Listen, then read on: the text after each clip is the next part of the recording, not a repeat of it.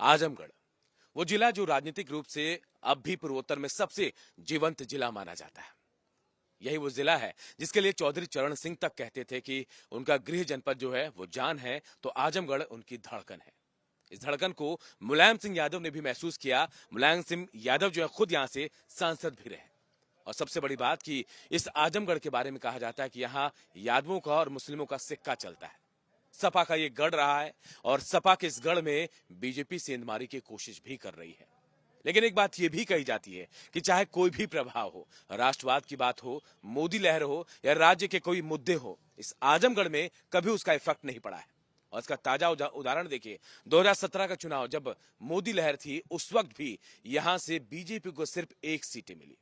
आजमगढ़ पूर्वोत्तर के जिलों में सबसे ज्यादा विधानसभा भेजे जाने वाले विधायकों के रूप में भी शामिल है। यहां से 10 विधानसभा सीटें यानी कि 10 विधायक चुनकर विधानसभा पहुंचते।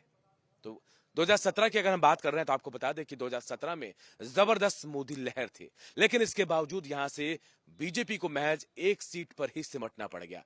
5 सीटें सपा के खाते में गई जबकि 4 सीटें बसपा के खाते में गई। लेकिन इस बार समीकरण थोड़े से बदले हैं। कहा जाता है कि यहां 26% आबादी जो है यादवों की है और 20% से 24% आबादी मुसलमानों की है। दलितों की भी आबादी ज्यादा है, लेकिन कहा जाता है कि जो दो समुदाय को साध लेता है उसकी जीत यहां से तय होती है। अखिलेश यादव की प्रतिष्ठा वाकई यहां दांव पर लगी है, क्योंकि एमवाई समीकरण को लेकर अक्सर आजमगढ़ में उनका सिक्का चलता रहा और उनकी प्रतिष्ठा भी बसती रही।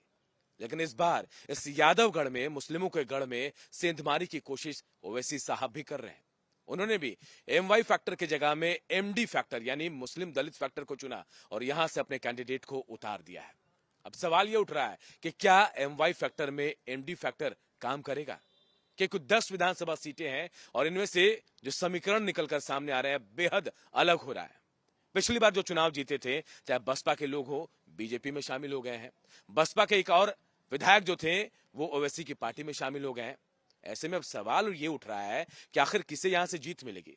कई सीटों पर बीजेपी और सपा के बीच सीधा मुकाबला है, तो कई सीटों पर यह मुकाबला त्रिकोणीय होता नजर आ रहा है। यानी कि फाइट दमदार होने वाली है। दमदार इस लिहाज से भी क्योंकि नाक का विषय बन गया है आजमगढ़। ये सपा का भेद किला, जिसे भेदने की कोशिश अब तमाम राजनीतिक दल कर रहे हैं, चाहे बीजेपी हो, बसपा हो या फिर ओवैसी फैक्टर। तमाम लोग कोशिश ये कर रहे हैं कि आजमगढ़ को भेद कर वो अपना किला इसे बनाएंगे। लेकिन इस सवाल का जवाब 10 मार्च को मिलेगा जब रिजल्ट सामने आएंगे।